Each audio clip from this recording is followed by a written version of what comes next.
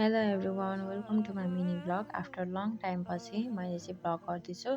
आज चाहिँ म बिहानै उठेर काकाकोतिर जाँदैछु किनभने भाइको छेवर छ, हामीलाई चाहिँ बोलाउनु भएको थियो नि त। अनि हामी चाहिँ हिँड्दै जाँदैछौँ, अटो नभेटाएर दुःख पायौँ साथीहरू। मेरो चाहिँ खुट्टा त्यही माथि जुत्ती लगाएको थिएँ अनि हिँड्दै जानु पर्यो अनि एकदम घाउ भएर चाहिँ कस्तो साह्रो भइरहेको थियो कि। अनि बाबा चाहिँ अगाडि अगाडि हुनुहुन्थ्यो र म चाहिँ भिडियोै गर्नु बिर्सिरहेको रहेछु। अनि भिडियो हल्का लिएँ, यो चाहिँ आधा बाटोमा हो, काकाहरूकोमा पुग्न आँटेको थियौँ हामी चाहिँ। अनि साथीहरू उहाँ पुगेर चाहिँ हामी बाबा चाहिँ उता जानुभयो काम गर्नु अनि म पनि हल्का कामहरू सघाउन थालेँ। यहाँनिर दुधहरू उमालिदिनु थियो, चिया सिया गर्नु मलाई गर ल भन्नुभयो र म चाहिँ यत्तिकै चियाहरू पकाउँदै थिएँ। अन्त म चाहिँ निनीसँग यत्तिकै गफहरू गर्दै थिएँ। मैले चाहिँ कसैलाई भिडियोमा लिनु पाइनँ कि, साथीहरू सबै धमाधम हुनुहुन्थ्यो आफ्नै काममा।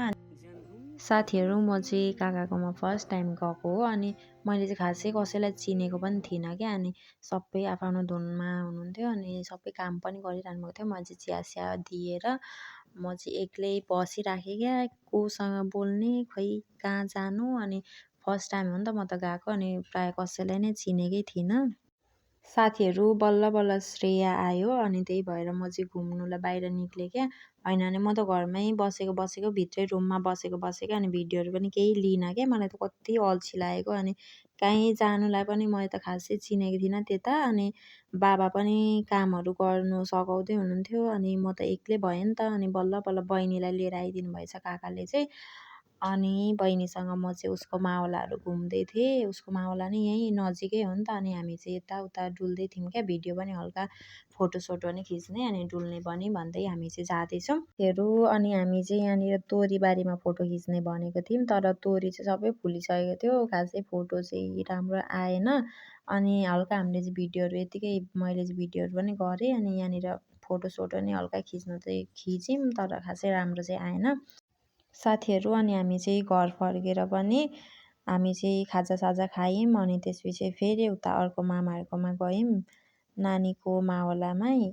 अनि हामी चाहिँ तितिरी त्यहाँनिर कति धेरै फलेको थियो नि त, तर माथि माथि थियो अनि खासै झर्दैन पनि रहेछ अनि झार्नु पनि सकिँदैन क्या। बोट पनि कत्रो ठुलो ठुलो थियो अनि त्यही भएर हामी चाहिँ यत्तिकै त्यहाँनिर बहिनी चाहिँ हेर्दै थियो अनि म चाहिँ यत्तिकै भिडियोहरू लिएँ। अब यहाँबाट नि फर्केर फेरि वहीँ जानुपर्ने हुन्छ, उहाँ पनि अल्छी लाग्दो अनि उहाँ डान्स पनि भइरहेको थियो क्या। अनि साथीहरू मैले चाहिँ दिउँसो खासै त्यति धेरै भिडियोहरू पनि लिनु पाइनँ, म खासै यहाँ बसिनँ कि, म त उता मामाहरूकोतिर गइबसेँ बहिनीसँग उसको मावलाहरूतिर। अनि यत्तिकै गफहरू गऱ्यौँ, उहाँ गएर पनि त्यत्तिकै बस्यौँ ओर्यौँ डुल्यौँ। अनि म त फर्स्ट टाइम गएको हो नि त अनि बहिनीसँग यत्तिकै डुली नै बसेँ। अनि त्यही हो साथीहरू, अब रात परिसकेको थियो, घर फर्किनुपर्ने, खानासाना खाइसकेर बेलुकाको अब घर फर्किनुपर्ने। बाबा उता पाहुनाहरूसँग गफ गर्नु थाल्नु भयो नि त। अनि बहिनी र म चाहिँ यत्तिकै भिडियो पनि एन्ड गर्नु थियो, एडिट पनि गर्नुपर्ने थियो र त्यत्तिकै भिडियोहरू एन्ड गर्नुको लागि मैले चाहिँ हल्का भिडियोहरू लिएँ। सो साथीहरू अब त्यही हो, घर जानुपर्ने हुन्छ। यतिन्जेल साथ दिनुभएकोमा धेरै धेरै धन्यवाद अनि थ्याङ्क्स फर वाचिङ।